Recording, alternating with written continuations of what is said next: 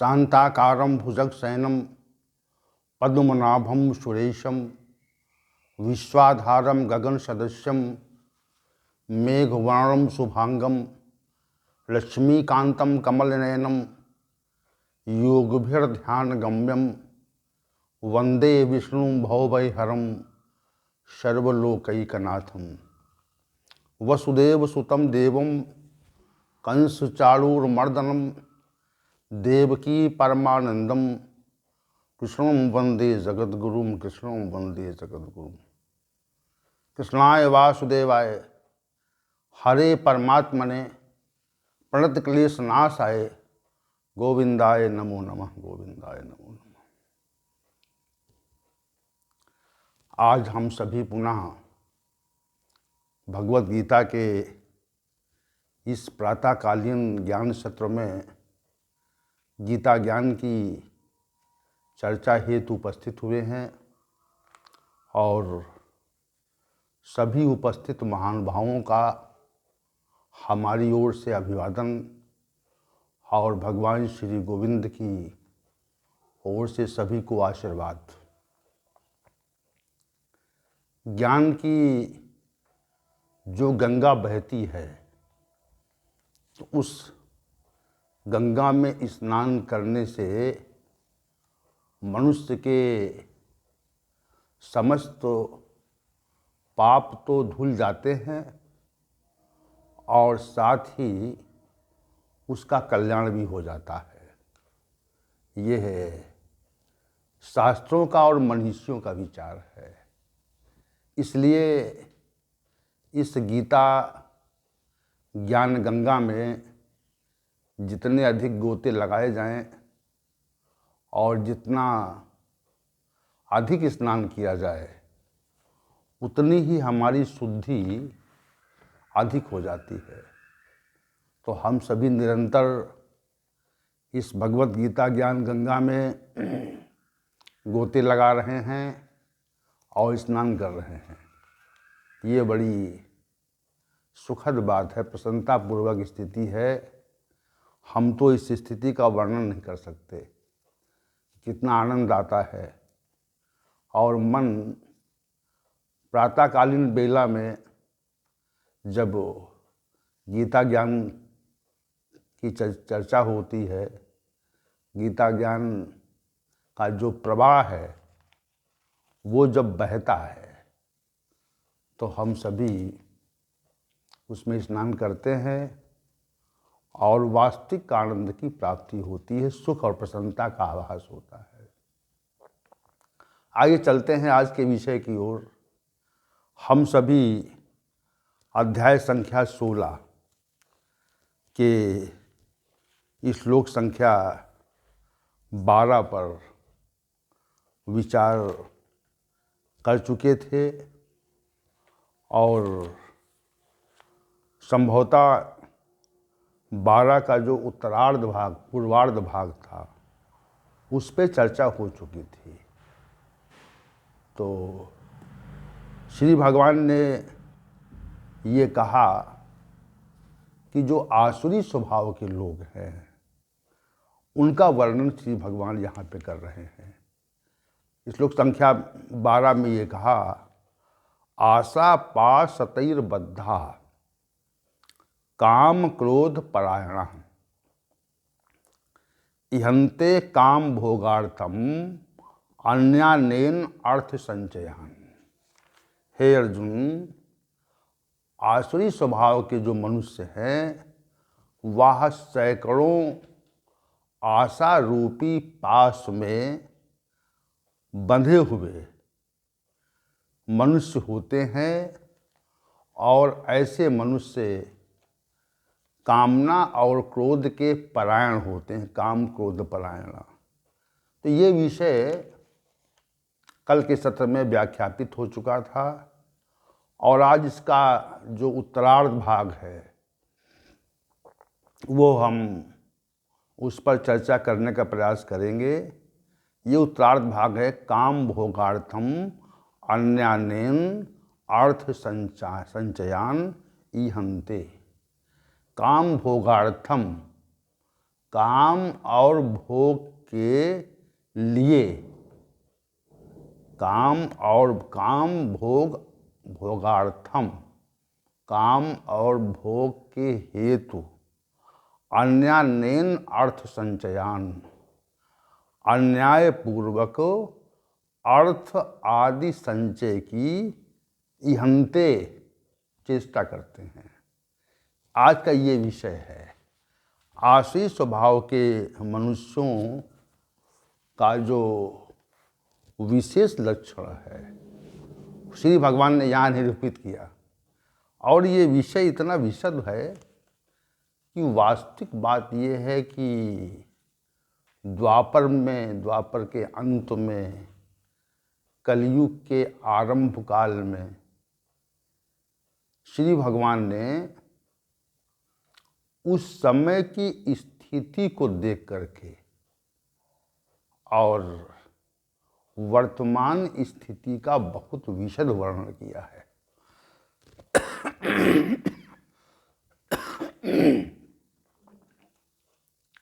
इस वर्णन से ये स्पष्ट ये होता है कि उस समय भी आसुरी स्वभाव के लोग थे,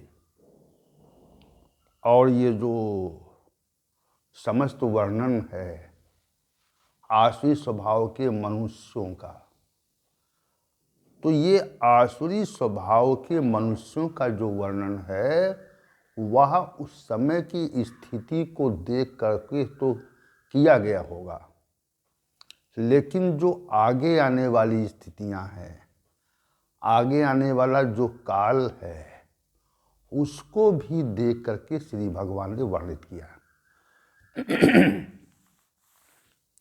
आसुरी स्वभाव के लोग उस समय भी थे, और जो महाभारत का युद्ध हुआ उसमें जो आसुरी स्वभाव है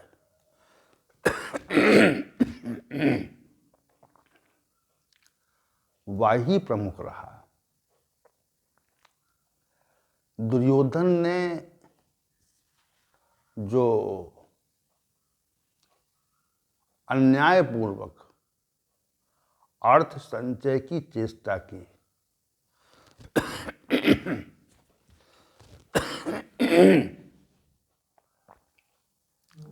ये बात स्पष्ट होती है यहाँ पर कि जो उस समय की स्थिति थी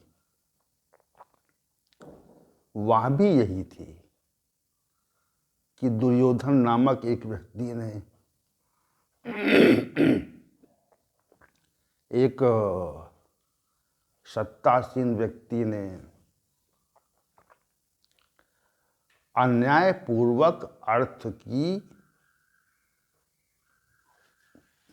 और साम्राज्य की कुछ संचय की चेष्टा की, न्यायपूर्वक नहीं की। तो अगर वो न्यायपूर्वक करता तो ये जो महाभारत जैसा विशद युद्ध हुआ है जिसमें लाखों लोग मारे गए, तो संभवतः ये महाभारत रूपी विशद युद्ध न होता, चूंकि दुर्योधन अनीति और अन्याय पर था। उसका जो आधार था वो अनीति और अन्याय ही उसका आधार था। अर्थ संचयन का मतलब साम्राज्य से भी है, क्योंकि साम्राज्य और अर्थ एक दूसरे के पर्याय हैं। जहाँ पर साम्राज्य होगा वहाँ पर अर्थ भी होगा। इसलिए यहाँ पर जो अर्थ संचयन पद प्रयुक्त हुआ है यह साम्राज्य का भी प्रतीक है, सत्ता का भी प्रतीक है, राज्य का भी प्रतीक है। तो दुर्योधन ने पहले द्यूत क्रीड़ा करके पांडवों का राज छीना और अज्ञातवास के से वापस आने पर उसने पांडवों को उनका राज्य वापस नहीं किया। और जब श्री भगवान ने शांति की चेष्टा की और ये कहा कि 5 ही ग्राम दे दो इनको, इनके भरण पोषण के लिए, तो उसने कहा मैं बिना युद्ध के सुई बराबर, नोक बराबर जमीन नहीं दूंगा। और यही इस महाभारत युद्ध का मुख्य कारण बना। तो यहाँ पर जो श्री भगवान ने कहा, विषय भोगों के लिए अन्यानेन अर्थ संचयान, इसका मतलब उस समय की राजसत्ता भी या उस समय के जो प्रभावशाली लोग थे वो भी विषय भोगों के लिए अन्यायपूर्वक धन के और अन्य पदार्थों के संग्रह की चेष्टा करते थे। इसी पर आज का जो विषय है वह हम केंद्रित करना चाहते हैं। देखिए, वास्तविक बात तो ये है कि हम सभी जो भी संसार में रहते हैं वो उसमें जो अधिकतम लोग हैं या अधिकतम पद से हम कहें 100% लोग हैं, 100%, हो सकता है 1-8% लोग न हों, ऐसे 100% लोग जो हैं वह अर्थ संचय की चेष्टा करते हैं। हमारा या मनुष्य का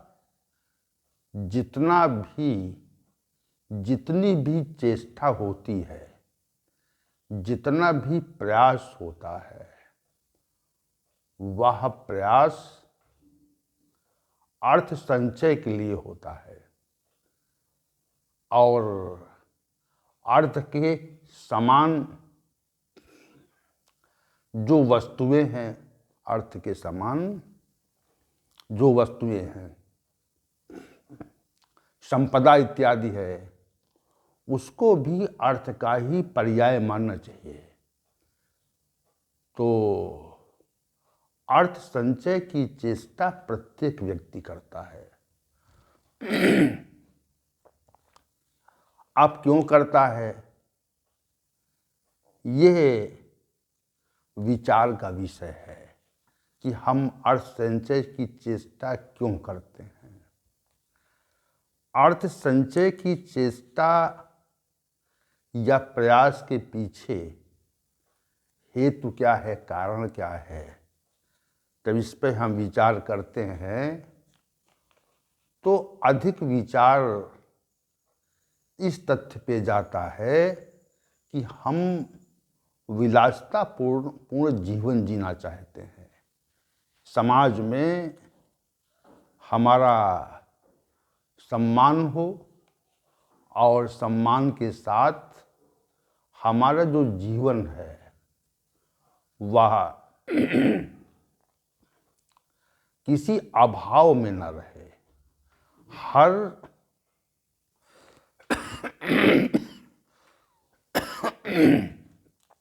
प्रकार का भाव रहे, किसी प्रकार का अभाव न रहे। इस भावों को लेकर ही हम अर्थ संचय की चेष्टा करते हैं। अब अर्थ संचय की चेष्टा में ये भाव रहता है कि कम परिश्रम में और कम समय में, दो बातें हैं, कम से कम परिश्रम में और कम से कम समय में अधिक से अधिक अर्थ और संपदा का संचय किया जाए। ये भाव, ये सिद्धांत रहता है। ये भाव प्रत्येक व्यक्ति के अंदर रहता है और प्रत्येक विशेषकर व्यवसायी के अंदर रहता है कि हमारा प्रयास ये रहता है कि हमारा श्रम भी कम लगे या श्रम न लगे। ऐसा भी बहुत लोग करते हैं कि श्रम, ऐसा भाव रहता है कि बिना श्रम के ही बातचीत से, अन्य प्रकार के क्रियाकलापों से हम अर्थ संचय की चेष्टा करते हैं। तो भाव अर्थ संचय के पीछे ये रहता है कि श्रम कम लगे, हमें कम काम करना पड़े और हम लोगों के साथ जो संलग्नता रहे अर्थ संचय के लिए वह सर्वाधिक कम श्रम से हो। दूसरी चीज़ ये है कि जो कम श्रम से और कम समय में अर्थ संचय की जो चेष्टा है, उस चेष्टा से जो भी अर्थ की प्राप्ति हो, संपदा की प्राप्ति हो, उसका अधिकाधिक भाग हमारे पास आ जाए, ये भी चेष्टा रहती है। जैसे कोई भी कार्यक्रम आरंभ किया गया तो उसमें श्रमिक लगते हैं। तो जिस व्यक्ति ने कार्य आरंभ किया, कोई अधिष्ठान आरंभ किया, तो उस अधिष्ठान में मान लिए 100 श्रमिक कार्य कर रहे हैं। तो जो अधिष्ठान का स्वामी है वो ये चाहता है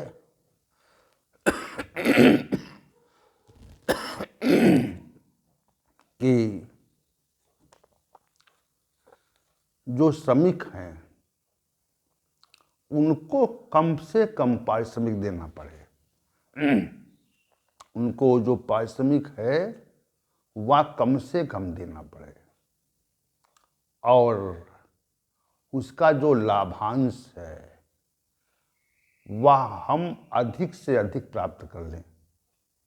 उसमें जो अधिष्ठान में जो लाभ हो, उत्पादन हो, उसका जो लाभ है वह हम अधिक से अधिक लें और जिसके द्वारा वो उत्पादन किया जा रहा है उन व्यक्तियों को हम कम से कम श्रम पारिश्रमिक दें। ये भाव रहता है और इसी भाव से सभी उद्योग धंधे चलते हैं। तो ये भी एक प्रकार से श्री भगवान जी कह रहे हैं अन्यायेन अर्थ संचयान, कम से कम पारिश्रमिक दे करके और अधिक से अधिक लाभांश का उपयोग कर लेना, ये भी एक प्रकार का अन्यायपूर्वक धन का संचय है। एक बात तो ये हो गई। तो ये विचार चल रहा था कि हम कम श्रम चाहते हैं, अधिक धन का उपार्जन चाहते हैं। तो ऐसा करने के लिए हमें जो न्याय संगत मार्ग अर्थ संचय का है, धनोपलब्धि का जो न्याय संगत मार्ग है, नैतिक मार्ग है, उसका परित्याग निश्चित रूप से करना पड़ता है, हमें निश्चित रूप से करना पड़ता है।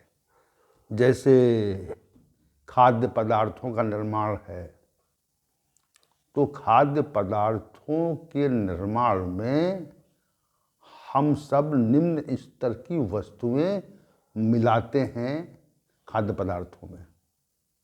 उसका उद्देश्य क्या है? उसका उद्देश्य ये है कि हमको उस मिलावटी खाद्य पदार्थ से अधिक धन की प्राप्ति हो सके, यही उद्देश्य है उसका।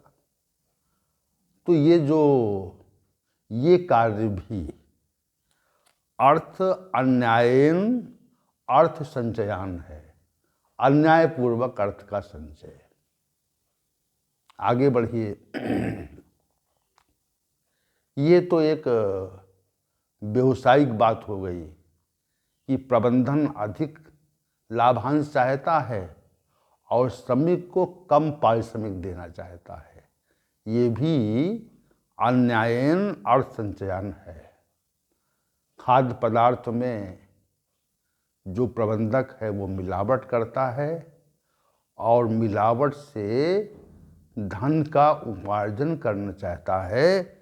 ये भी अन्यायन अर्थ संचयन है। अब तीसरी बात आई है।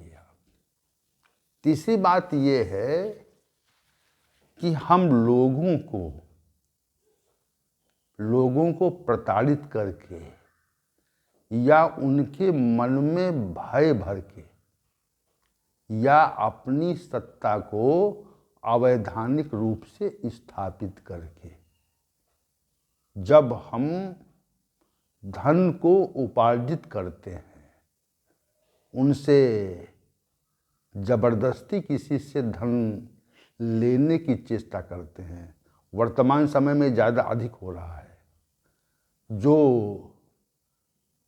समाज के संपन्न लोग हैं उनको प्रताड़ित किया जाए, उनको धमकी दी जाए और उससे हम अर्थ प्राप्त करने की जो चेष्टा करते हैं वह भी अन्यायन अर्थ संचयन ही है। चौथी बात ये है कि दूसरे लोग मनुष्यों का समाज में या संसार में जो अन्य लोग हैं उनके स्वामित्व और अधिकार की वस्तुओं का उपभोग हम स्वयं करने की चेष्टा करते हैं। जैसे कोई सहायता असहाय और गरीबों के लिए आई तो उस सहायता का जो उपभोग है वह हम स्वयं करना चाहते हैं, कर लेते हैं। तो ये भी जो कार्य है वह अन्यायपूर्वक अर्थ संचय का ही एक स्वरूप है। श्री भगवान ने अन्यायन अर्थ संचयन कहा है। अन्यायपूर्वक धन आश्री स्वभाव के जो मनुष्य हैं वह अन्यायपूर्वक धन संग्रह की चेष्टा करते हैं। ये विशेष बात है। तो वर्तमान समाज में यह जो अन्यायन अर्थ संचयन का जो कार्य है वह बहुत विशद स्तर पर हो गया है। प्रत्येक क्षेत्र में मनुष्य से कम श्रम करके और या न श्रम करके किसी प्रकार का श्रम न किया जाए और हमें अर्थोपलब्धि हो, वो अधिक मात्रा में हो, अधिक मात्रा में अर्थोपलब्धि हो और नैतिक मूल्यों का अनुपालन न करते हुए अनैतिक साधनों का आश्रय लेकर के अनैतिक चेष्टाओं से, अवैधानिक क्रियाकलापों से हम अर्थ संचय की जब चेष्टा करते हैं तो इसका जो स्वरूप होता है वह भी अन्यायपूर्वक अर्थ संचय से ही संबंध रखता है। ये बात इस पर समझनी चाहिए। तो आश्री स्वभाव के लोग क्या करते हैं, अन्यायपूर्वक अर्थ, संपदा, पद इत्यादि प्राप्त करने की चेष्टा करते हैं। ये इसका भाव यहाँ पर है। अब दूसरी बात ये है कि वह जो अर्थ संचय किस कारण से होता है, उसका उद्देश्य क्या है। श्री भगवान ने उद्देश्य स्पष्ट किया।